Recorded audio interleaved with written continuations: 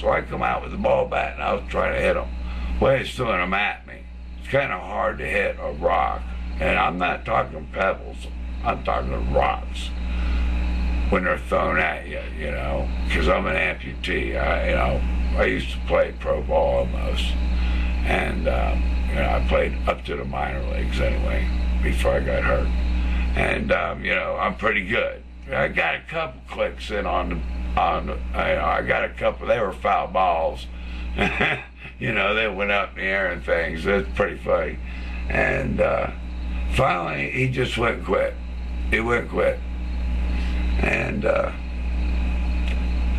he came over again and pulled his pants down and shook his penis, his testicles, bared his buttocks to my wife again, and just begged me to leave so he could fuck her in the ass again. And as we were calling 911 and someone else up the street, I think probably was because they were concerned for us, because I was the complete minority of the whole situation, I'll put it that way.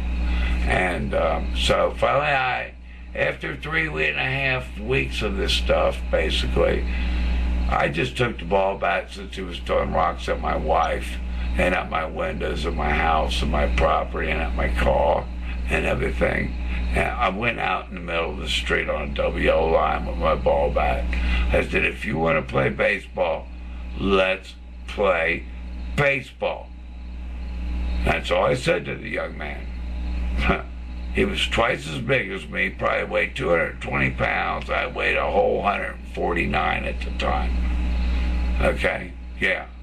149 pounds. I'd been very sick.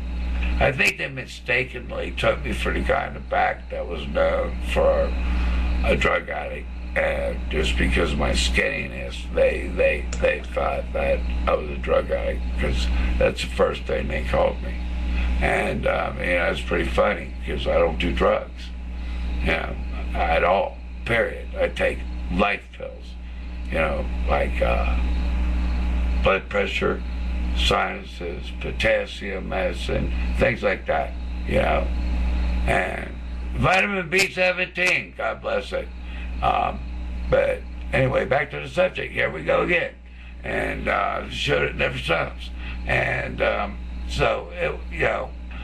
I got out there, and then as we were calling 911, someone else was, and he really ran back and ran into the crowd. Well, there's two people that still live on this street that seen what really happened. The police came, and they came over here, and I just had a lawn service. My grass was just cut by a lawn service at this time too. And they no longer work for the company that owns my building. And they come up to me and they asked me what happened, and they went across the street to 30 other people. Well, they arrested me for menacing, and they went in, and after I stood up and let them put the handcuffs behind me, which everyone in the world seen, and stand there, and then they put me in a police vehicle with the windows completely rolled up, with no air conditioning, and with a heat index factor of over 120 degrees in that car. And I have a pleurisy disease from my lungs being so messed up from car accidents. I have post-traumatic multiple trauma stress syndrome. Okay? Bottom line, I've been clinically dead 22 times and been in a coma. I have brain damage. I'm dyslexic. That's why I'm doing this ad lib as I speak. Number one. All right, because I can't just read it off a piece of paper with a magnifying like my wife does. I speak the truth, nothing but the truth, so help me God. And I swear in the Bible and in civil law, Actually, a lie detector test does count. So put that in your pipe and smoke it too for this engine. And it comes down to this. They arrest me, and they put me in this car for 45 minutes suffocating. And I literally could not breathe, and there was no room. The gentleman that drove the car, the gentleman, I'm calling him a gentleman, Officer Roger Holmes, 6 feet 8 tall, with a bench seat in a cop car, left me 3 inches in the back with an amputee foot stuck on the left-hand side of it over in the middle, and one stuck on the right. I had like 3 inches. Left me suffocating in this car, literally, from my pulmonary disease, which is on record. And finally got in the car, yada yada yada. The gentleman that was doing this had warrants for his arrest for domestic violence. Did not arrest him. Let him go. It wasn't at court yet or something. He had some restraining order or something. I have no idea. But they did not arrest him. But they made it well known that he had a warrant for his arrest. And they talked my wife into thinking it was best if I left for my own safety and I'd be right home. And she goes, well, he needs this medicine. He lives on them. He's got to have them. If he don't have them, he could die or go into a seizure, which is very true. Well, I tried to tell her that was a waste of time because they weren't going to give me nothing, because it would take them at least 20 hours to process me. Because Cincinnati, Ohio, the jails are so way over full always in the summer. It's unbelievable. I mean, they let felons out just to unpollute the jails. You know, honestly, they do. You know, and give them bonds and stuff. You know, and so they take me to jail. First, they drove me, which would have been with no air conditioning. When the gentleman finally did get in, I told him I couldn't breathe where he could hear me. And he slid the sliding glass door of the back seat open. He said, okay, I'll leave it open for a minute so you can get some air. And he started talking very obtusely to me about how he's in the Aryan Brotherhood, and why don't you come down to Cleves to our bar where all the Aryans hang out, all us Hamilton County sheriffs hang out, and we can all have a real good time, you know. And I took that as being kind of called out and threatened. I think anybody would have. You know, all I was trying to do is protect my wife and my home. And that's a real man's job to do. It really is, you know. And if you're not a man, then you're not going to do it. But a real man will do that. And the Bible told me that. All right? And if your higher power is your oak tree in your front yard and not God or something of that sort, and lightning strikes and it crushes your house and falls down, that's your fault. So that's why I choose something other than that. Because I sure want to get past Life 101 to Life 102, because I'm tired of playing this game with these peasants. So yeah, these are laws your forefathers made. Well, they can't even follow them themselves. So he drove me up to 275 and Hamilton Avenue to the sheriff's office. And he went in there for 20 minutes. No air again. Come out, then I want you. And then he drove me around for another hour drive. That's a 15-minute ride from the jail I ended up from, which I knew. And they did not book me for 22 hours. And my wife could not find me. All right, because I was not on record anywhere.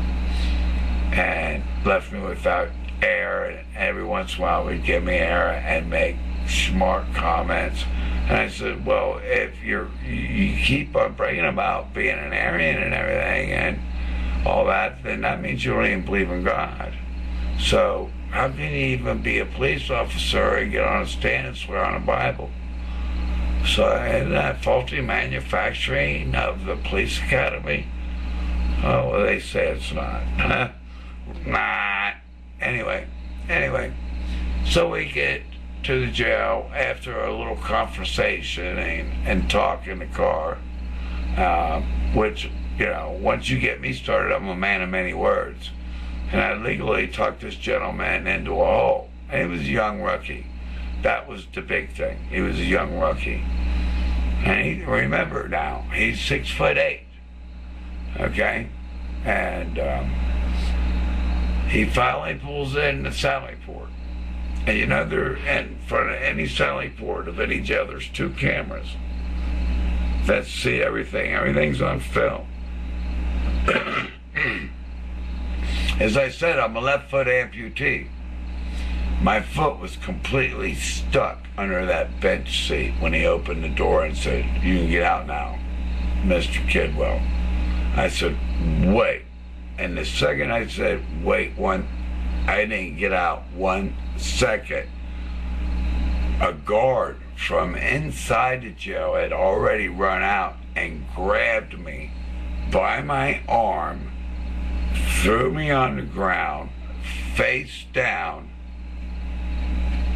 with me handcuffed behind my back.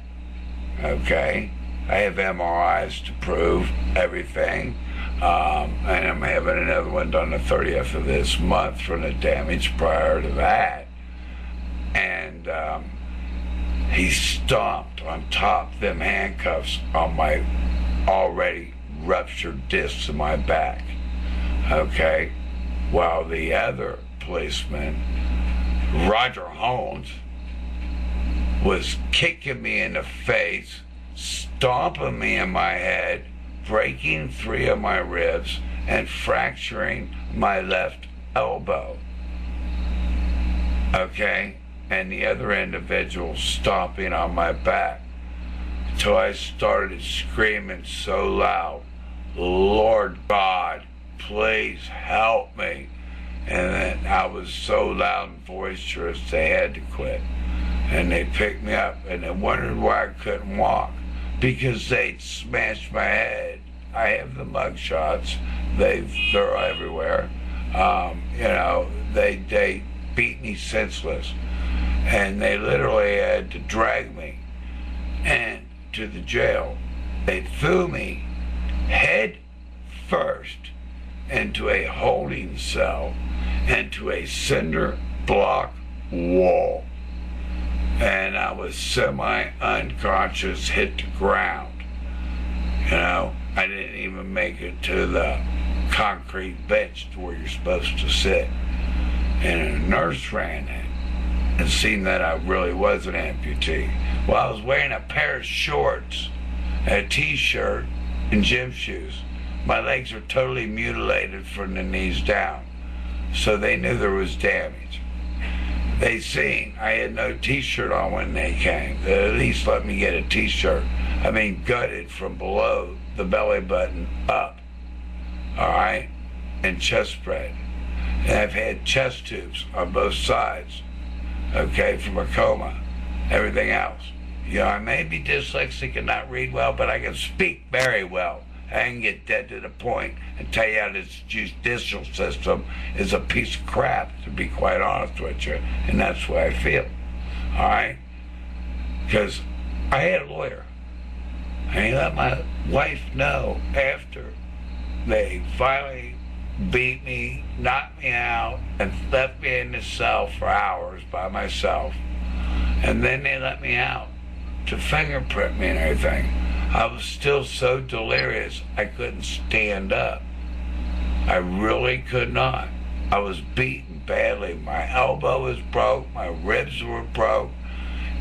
I had contusions all over my knees, my face, everywhere. We have photographs of everything. And we went to Christ Hospital the next day. and they made a police report for police brutality, and